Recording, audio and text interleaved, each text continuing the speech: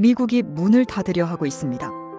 당신의 미래, 당신의 기업, 그리고 한국의 글로벌 경쟁력이 위기에 처해 있습니다. 2025년 9월 전 세계 언론이 동시에 보도한 뉴스가 있었습니다. 바로 미국 행정부가 H-1B 비자 제도의 대대적인 변화를 발표한 것입니다.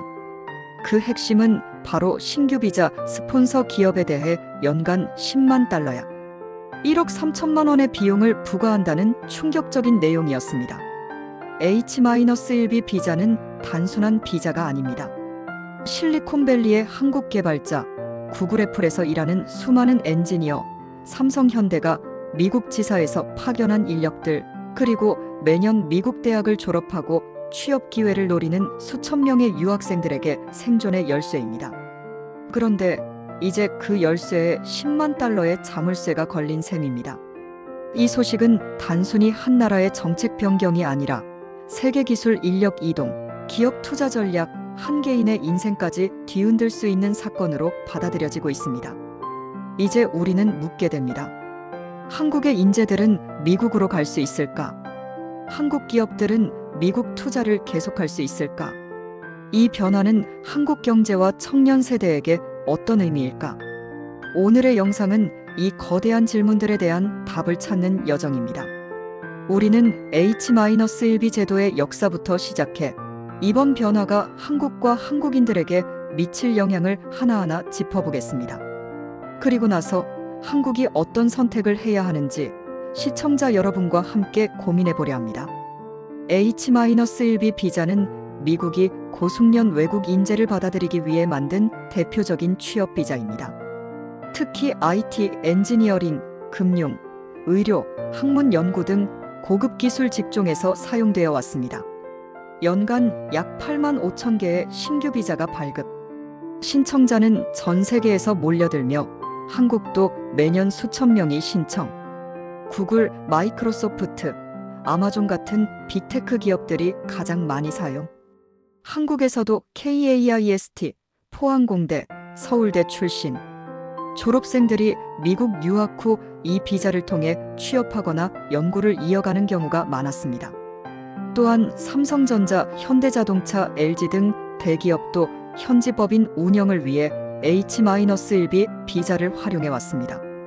그런데 이번 변화는 그 틀을 완전히 흔들고 있습니다.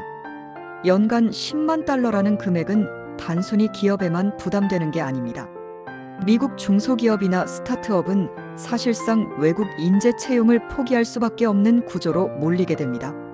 그리고 대기업조차 인재 확보 전략을 전면 수정해야 하는 상황이 된 것입니다. 이번 정책의 가장 큰 피해자는 바로 한국인 기술자와 유학생입니다. 매년 수천 명의 한국 학생들이 미국 대학을 졸업합니다. 그들의 꿈은 OPT 졸업 후 실습 기간을 거쳐 H-1B 비자를 받아 정규직으로 채용되는 것이죠. 그런데 이제 기업이 이들을 뽑으려면 10만 달러라는 추가 비용을 감당해야 합니다. 예를 들어 한 한국인 유학생이 구글에 취업하려고 할 때 회사는 이미 높은 연봉과 복지 비용을 부담합니다. 그런데 여기에 비자, 스폰서 비용까지 더해진다면 그 기업이 차라리 미국인 또는 영주권자를 뽑자는 결정을 내릴 가능성이 높아집니다.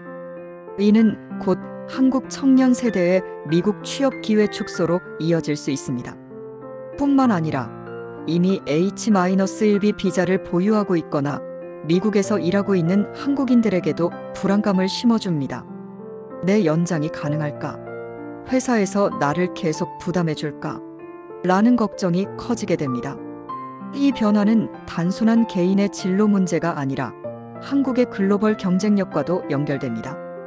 한국 청년들이 미국에서 경험을 쌓고 다시 한국으로 돌아와 글로벌 네트워크를 연결하던 선순환 구조가 끊길 위기에 처한 것입니다. 한국 기업들에게도 타격은 큽니다.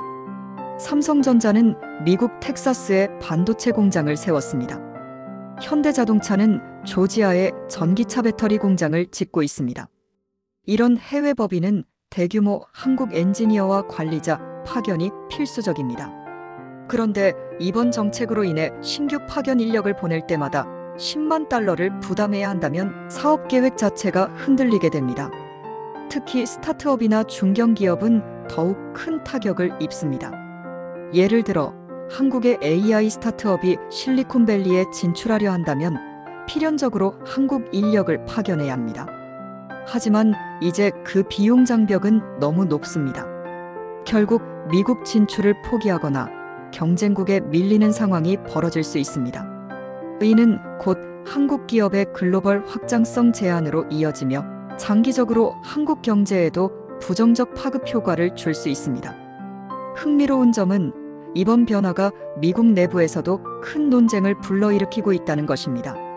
한쪽에서는 외국 인재가 미국인의 일자리를 빼앗는다며 정책을 지지합니다. 다른 한쪽에서는 고급 기술 인력을 막으면 미국의 혁신 경쟁력이 약화된다며 반대합니다. 특히 실리콘밸리 기업들은 강하게 반발하고 있습니다. 구글, 애플, 마이크로소프트 같은 회사는 글로벌 인재 없이는 혁신이 불가능하다는 점을 잘 알기 때문입니다.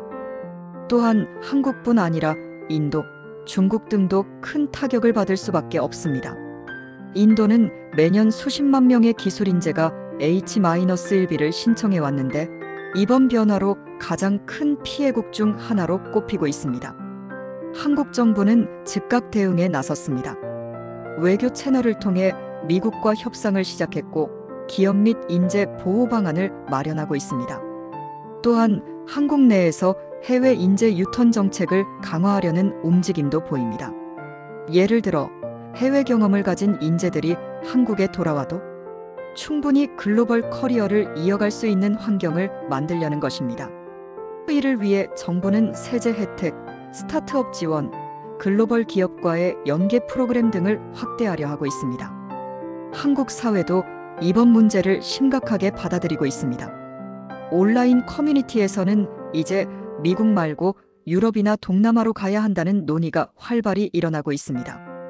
또한 한국이 스스로 더 많은 기회를 만들어야 한다는 자성의 목소리도 나오고 있습니다. 앞으로 가능한 시나리오는 세 가지입니다. 시나리오 A, 미국이 반발을 받아들여 제도를 완화하거나 특정 국가의 동맹국 한국에 예외 조항을 부여. 시나리오 B, 제도가 그대로 유지되어 한국 인재들이 다른 나라로 눈을 돌리게 됨. 시나리오 C, 한국이 자체적으로 글로벌 인재 허브를 만들어 역으로 외국 인재를 끌어들이는 전략을 펼침. 이번 H-1B 비자 제도 변경은 단순히 비자 비용 상승 문제가 아닙니다. 이는 글로벌 기술 패권 전쟁, 한국 청년 세대의 진로, 한국 기업의 미래 전략을 모두 뒤흔드는 거대한 사건입니다. 이제 우리는 묻습니다. 여러분이라면 10만 달러의 장벽을 넘고 미국에 도전하시겠습니까? 아니면 새로운 기회의 땅을 찾아 한국 혹은 다른 나라에서 길을 찾으시겠습니까? 여러분의 생각을 댓글로 남겨주세요. 구독과 좋아요는 영상 제작에 큰 힘이 됩니다. 대한 기업 채널은 앞으로도 이런 글로벌 이슈를 깊이 분석하고 한국의 선택을 함께 고민하겠습니다.